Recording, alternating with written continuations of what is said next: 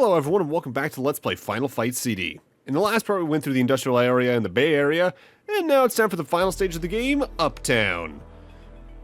This is probably overall the hardest stage in the game.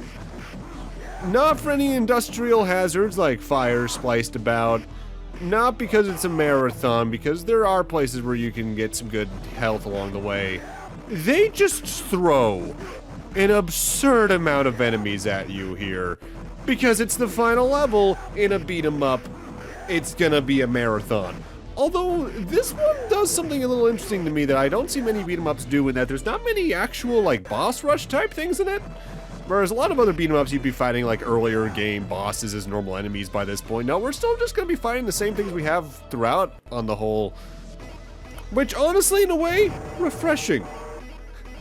One of my least favorite things about going back to, like, Streets of Rage 2 is beating that robot and then going to the next stage and, okay, yeah, there's like 3 of them. Great, great. With that said, let's actually start off by finishing off our overview of the game's development staff. We got through most of the arcade version staff last time. There's only just the special thanks section of that, then we gotta talk about who worked here on FFCD. The special thanks for the original arcade version of Final Fight are Yukio Arai under the pseudonym CBX, Noritaka Funamizu under the pseudonym Poo, Chin under the pseudonym Chin, Kumi Yamagawa as Yamachan rounds it out. In order, starting off with Yukio Arai. Their first project was the Speed Rumbler in arcade as a programmer. Afterwards, Final Fight was their third project after being a special thanks section for Forgotten Worlds. Their next actual role as a programmer was Willow in the arcade. Afterwards, they were also just a lot of special thanks outside of doing programming for Nemo, until Tomba and Tomba 2 as the technical director. So that means, in my eyes, their special thanks means they were probably programming support kind of deal, like, hey, how would I do this? Probably like this, or probably optimizing something along the lines. Help from across the office kind of deal, probably. Noritaka Funamizu, their first project was Sidearms Hyperdyne in arcade as a game designer. Moving forward, they were either in game design outright planning or special thanks, like they were the game design for Dynasty Wars, not Dynasty Warriors, that's a different game. They planned, so directed UN Squadron. Street Fighter 2, they were in the special thanks as well. They were the director for The Punisher in arcade. They planned Street Fighter 2 Turbo. They directed Cheeky Cheeky Boys, as we talked about earlier. They were also a director/planner for X-Men Children of the Atom.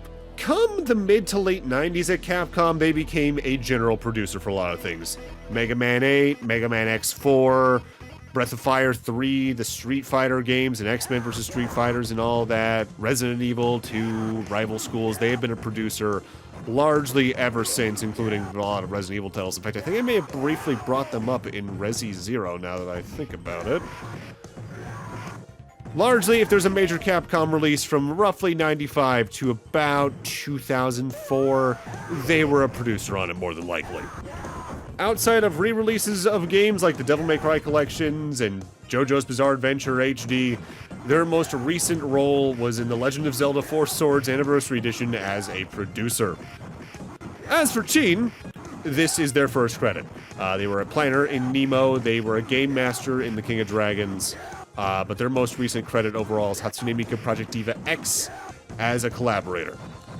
And finally, wrapping out the original game's credits is Kumi Yamaga. This is actually their last technical credit, because they are credited in special thanks for all versions of Final Fight 1. Prior to this, they worked on sound and music for 1943 Kai, as well as the Battle of Midway. In Section Z for the NES, they did music. So now we move on to the credits for the Sega CD version itself.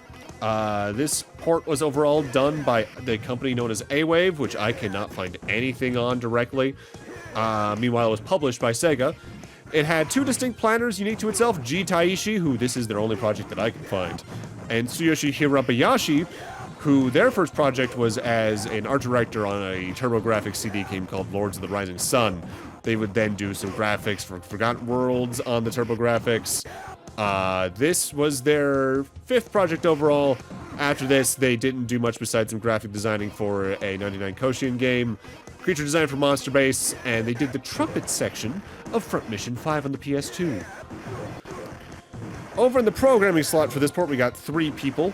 Takao Nagai, credited as .NGI, Gyo as Gyop, and Edi.E, who we don't know who they are. Takao Nagai, this was their fourth project. They also did game design for Lords of the Rising Sun on the TurboGrafx, Max on the Game Boy, Astral Battle on SNES. They were thanks in programming. After this, they worked on Sagaya for the TurboGrafx as a boss programmer, and Dragon Knight 3 on the TurboGrafx as a programmer. Meanwhile, Gyo worked at this was their first project. After this, they worked on Dragon Knight 3 and Fishing Koshien 1 and 2 on the Sega Saturn.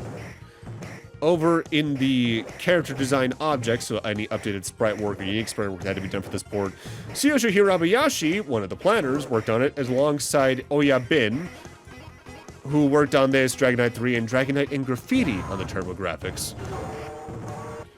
Moving on to character design scroll, so background artists, we got Minoru Aoki Minorin, who was the last person who's properly credited in this game, and we know the identity of.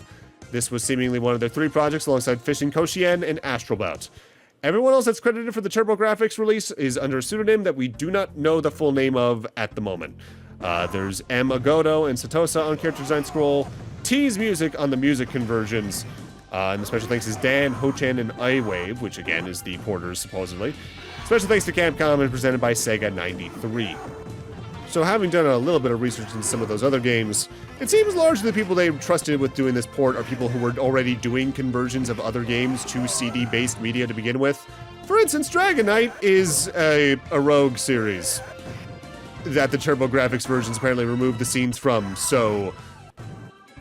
I mean, hey, it means if anything, they were skilled in what they were doing by and large, and well enough that they got the job to begin with. And largely, this port does do pretty well. Honestly, largely, the biggest technical issues with the CD port on the whole are threefold. For one thing, we've seen a bit of slowdown here and again. That's kind of present in the original game, but I think having to deal with that on top of the CD-based music is probably causing a bit more of that. Sprite flickering is a little bit weird in very specific instances. But otherwise, like, the biggest technical issue I can think of is more of just a limitation of what CD tech was at the time for games. The music fades in and out, and there's a few moments where it's just not playing anything. That's not on this game, though. That was basically every CD-based add-on in games at the time. The Sega CD did it. The TurboGrafx CD did it. I think there's even some PlayStation 1 games notable for doing that. It's not exactly unique to the game. Now, admittedly, when I first played through Final Fight, even on the Game Boy Advance version, I did think it felt a little clunky on the control aspects. But that's largely because, compared to a lot of other beat-em-ups, especially in this particular generation of games, it's one of the older ones. Whereas most of the other notable beat-em-ups on the Super Nintendo and Genesis, for instance, in the main consoles of the generation, came out in, like, 91, 2, 3. This one originally came out in arcades, I think, in 89, which places it more alongside the NES beat-em-ups, like Double Dragon and all that. So it's better to be compared to those than, say, like Streets of Rage 2 or TMNT 4, which are probably the beat-em-ups in this particular generation of games I go back to the most. And honestly, when you compare this to, say, even like Double Dragon, I do think this is a very good game. Mostly because Double Dragon 1 is a game I didn't beat for 20 years. And it's largely because some of that endgame is a little... Double Dragon 2 is pretty good, outside of some of that difficulty spiking. I gotta tackle those games on the channel at some point. Just gotta make sure I avoid, what was the one they released on Steam in, like, 2016 randomly that was, like, really cheap? Like, don't think, was that Double Dragon 4, quote-unquote? No, they put out a new game relatively recently, but I've yet to touch that. I've actually missed out on a lot of more recent beat-em-ups, because I still haven't played, River City Girls really in-depth at all. Or, Streets of Rage 4, especially. I need to get down to playing that one, but I just keep getting distracted by other things. Oh, also, just to mention it outright, new hazard for this stage is chandeliers. You get below them, they drop. They'll often drop points items, but I think some of them can drop weapons or health items. And similarly to the other hazards in the game, like the fire back in the industrial area and all that, they can also damage enemies. Actually leads to a bit of a funny instance earlier in this stage I completely ignored, where the rolling barrels that enemies can kick at you. They can also take out enemies, and there's some cases in this stage and back in the Bay Area where you can use that to take out some enemies just by jumping over them. Oh, I got a game over. This is actually one of the more infamous parts of the game. The game over screen is kind of funny. Whenever you get a game over, you can also change your character, but I'm sticking with Hagar because I've gotten this far with him. I'm not changing him off now, damn it. Bit unusual, I think. I don't see many beat-em-ups that also have a game over that lets you continue like this that also keeps your score. Bit unusual in that regard. Again, if I wanted to actually do this probably on one credit, I probably should have remembered to select the extra life scenario that gives me extra lives every certain amount of points and not just at the first set of points of that.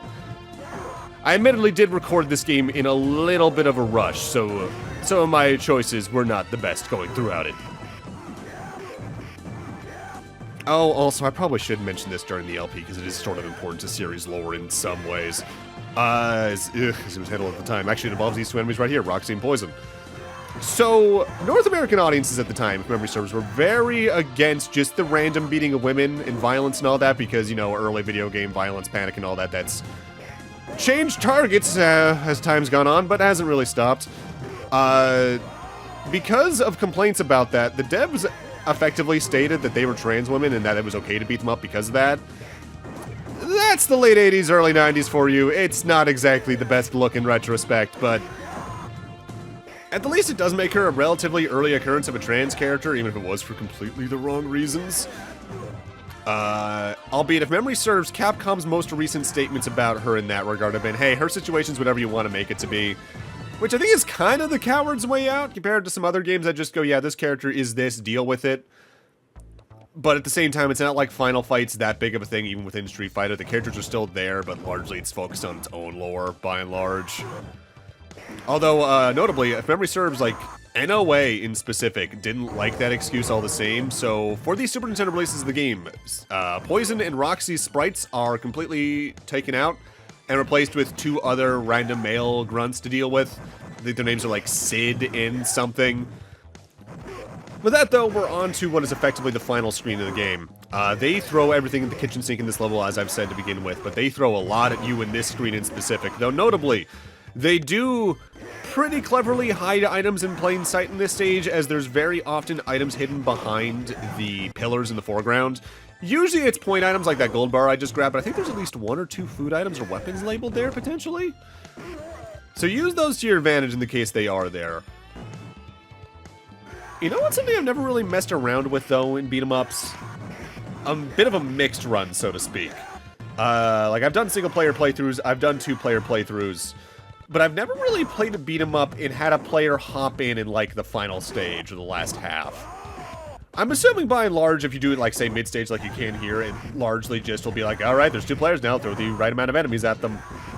But it's just never really hopped in my head to do that. I've done sort of playthroughs where I do the opposite, where it starts as two-player, but just due to reasons the other player either hops out or gets a game over along the way. Hell, if memory serves, I want to say our Streets of Rage 2 playthrough back when that me and Scott did sort of becomes that.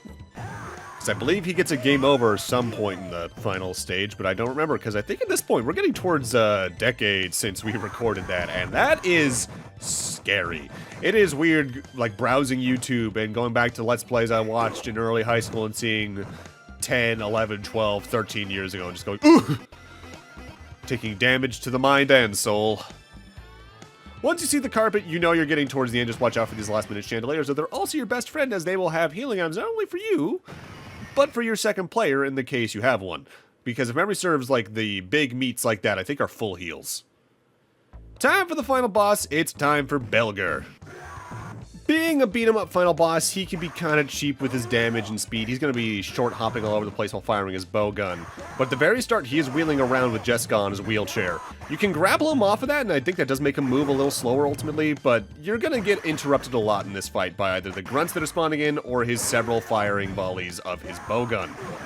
With that said, if you're trying to go for a high score run, destroy the wheelchair after you grapple him out of it, because I think you get the most points out of any item in the game from that.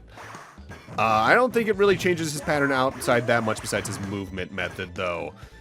It's easy to die here a lot because he does do absurd amounts of damage, but you'll probably have continues left over, especially if you chose the right continue option for extra lives in this one, so he's not ultimately the worst. Good use of, say, like Hagar's Lariat can go a long way in this fight.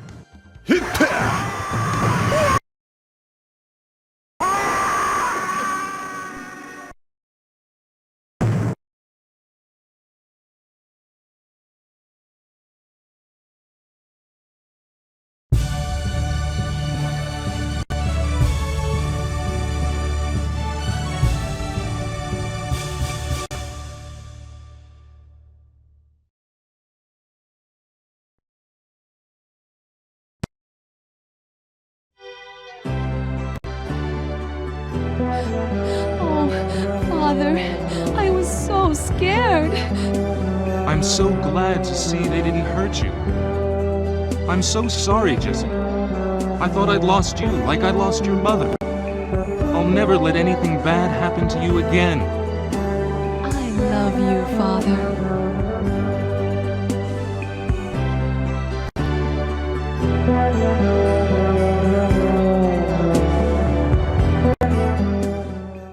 And that's Final Fight CD. This game's pretty chill. It can definitely be very frustrating compared to a lot of other later beat-em-ups from this particular generation, like TMNT 4 or Streets of Rage 2. But if you have a friend along, it's still a pretty fun time. The bosses, I think, are probably the worst part of it, just because sometimes the damage they deal is kind of nuts. But given the era it came out, between rentals and all that, and quarter munching, it's not that surprising.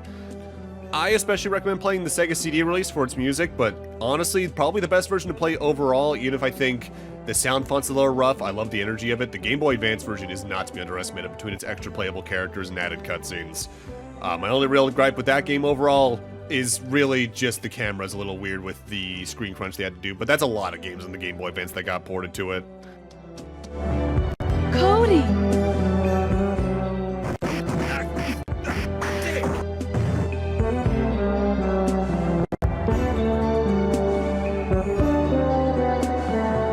Where are you going? How can you just walk away now? I want to stay here with you, Jessica, but I can't. Not while evil still stalks the street. Oh, Cody. And the last thing we do in the game, as with several other beat-em-ups, is we're going to have a name input screen for your high score. But with that, I'm going to need to end this off here. Thank you guys for watching, have a great night, take care, and I'll see you guys next Let's Play, whatever that may be. See you guys then.